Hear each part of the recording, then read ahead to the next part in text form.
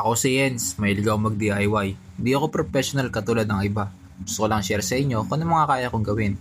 Tumatanggap din pala ako ng mga paggawa pero nakadepende yun kung gaano kaluwag yung aking schedule. Ang video ito ay para sa tita ko. Dahil nangako sa kanya na bago matapos ang taon ay reregaluhan ko siya. Papatunayan ko rin sa video ito na hindi natin kailangan gumastos ng malaki para makapagregalo sa ating minamahal sa buhay. Ang kailangan lang natin ay maging masipag at matyaga at samahan na rin natin ang pagiging malikhain. Ito nga palang pinuputol ko dito ay galing sa sirang lagay ng sapatos. Dito, kinuha ko lang yung mga parts na pwede ko pang mapakinabangan. Hinati ko lang pala ito para sa sukat na kailangan ko. Pagkatapos ko may assemble, binutasan ko nga pala ito ng tigalawa. Yung mga butas nga pala na ginawa ko dito ay para sa paglulusutan. Copper wire nga pala ang aking ginamit na pandugsong. Pwede rin ito maging pamalit sa anumang klaseng pandugsong dahil sa tibay rin ito. Pero tandaan nyo, nakadepende pa rin to kung saan nyo ito gagamitin. Katulad nito, sa light materials ko lang ito ginamit.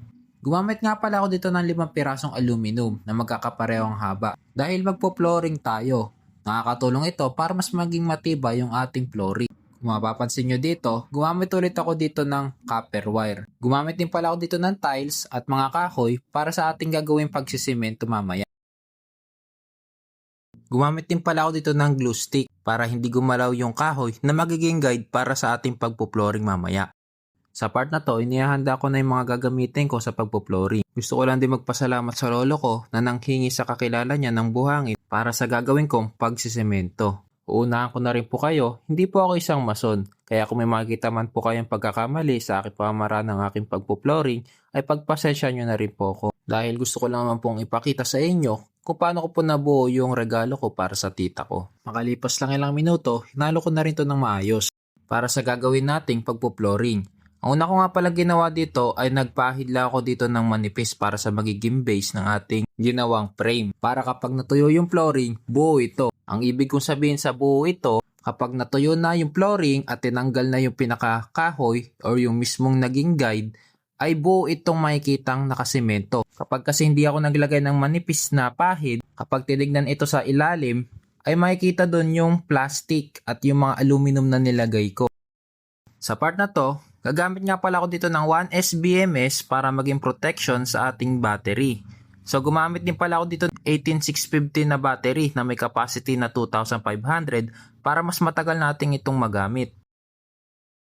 Tamang check na lang ako dito kung pareho ba yung output voltage ng battery at ng BMS. Gagamit nga pala ako dito ng automatic solar module. Gumamit nga pala ako dito ng 6V solar panel at battery operated na kandila. Lahat ng yon ay tinap ko na sa automatic solar module. Ganito nga palang kakalabasan yan. Kapag tinamaan ng liwanag yung solar panel, mamamatay yung kandila. At kapag wala ng liwanag, mabubuhay naman yung kandila.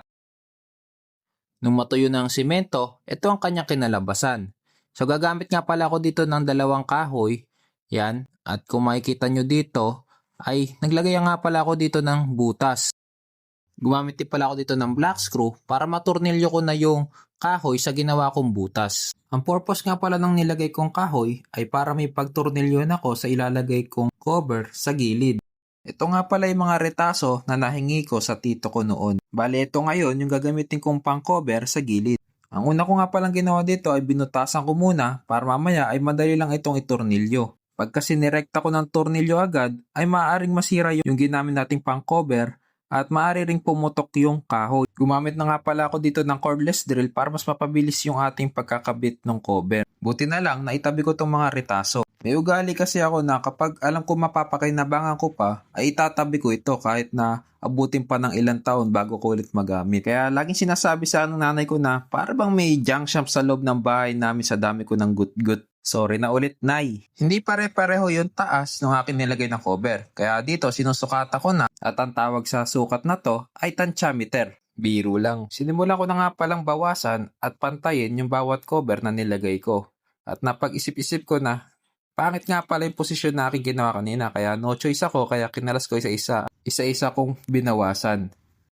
May nahingi na naman pala ako sa tito ko na nasobra niya nung nagdidikit siya sa kwarto. Inilagay ko nga pala to sa pinaka-flooring At yan, makikita nyo, maganda na tong tingnan. Ito nga pala yung nabuo kong bubong mula sa retaso na pinagdugsong-dugsong ko lang. Nailagay lang ako dito ng tornilyo para sa pagdugtong at glue stick naman para mapunan yung mga small gap. Sa part na to, gagawa ko ng patungan yung solar panel. Gumamit lang ako dito ng glue stick para maidikit yung magiging patungan sa solar panel. At kung mapapansin nyo, ang ginamit kong magiging patungan dito ay galing sa sirang syurak. Ang purpose ng paglalagay ko ng patungan ay para hindi ito nakarekta sa magiging bubong.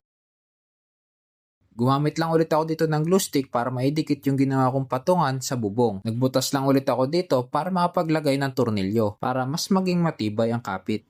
Nagbutas nga pala ako dito sa bubong para mailusot yung wire ng solar panel. Dito, maingat kong binabalik yung solar panel sa ginawa kong patungan.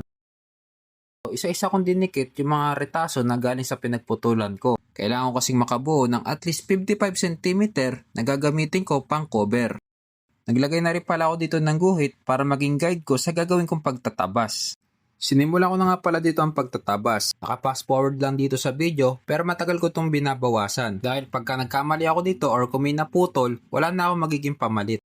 Dito, nilalagay ko na yung tinabas natin. Gumamit lang ulit ako dito ng drill at screw para maidikit ito. At kung mapapansin nyo, nakaslant yung ginawa ko para nakasunod doon yung bubong. Ginawa ko na rin pala ng lalagyanan yung paglalagyan ng battery.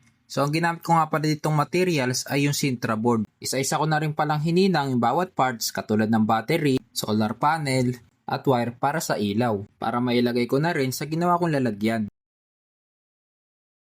At kung mapapansin nyo, gumamit nga pala ako dito ng Sintra board para maging kisame at maging patungan ng ginawang lalagyan. Binutasan ko na nga pala yung bubong para sa paglalagyan ng screw. Pagkatapos ko mabutasan, nilagyan ko na rito ng screw. Phillips screw na lang pala ang ginamit ko ditong panghigpit para hindi ito mapuwersa. Gumamit nga pala ako dito ng glue stick para maisil yung tornilyo. Para kapag umulan, hindi ito papasukit. At kung mapapansin nyo, nilalagay ako ditong hugis tatsulok. Ito ay experiment ko lamang. Kaya ako ginawang patatsulok para kung sakaling umulan ay hindi ito direktang papasok sa pinagtornilyuhan. Kumbaga mag-iiba yung direksyon. Ito nga pala yung gagamitin nating battery operated na kandila. Bali, babawasan ko na ito dahil masyado itong mataas. Gumamit lang pala ako dito ng papel para maging guide, para maging pantay yung ating pagkakat. Dito, sinisimulan ko ng i-wirings yung battery-operated candle. Tamang hinang na lang ako dito para mapag-connect na at para matesting na rin.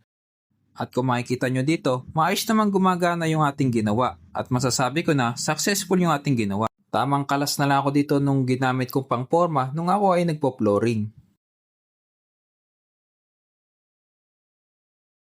Ito na ta. Ito na yung pinangako kong regalo sa'yo bago matapos ang taon. Hindi man perfect, pero sana'y magustuhan mo. Itong regalo ko sa'yo ta para kahit gabi na ay may ilaw ka pa rin. Huwag ka mag-alala ta, dadagdagan ko pa yung ilaw mo para mas maging maliwanag. At para sa mga taong tinapos yung video ito, maraming salamat po sa panonood. Pasensya na po kung medyo naging mahaba ang ating video. Hanggang dito na lang ulit. Paalam!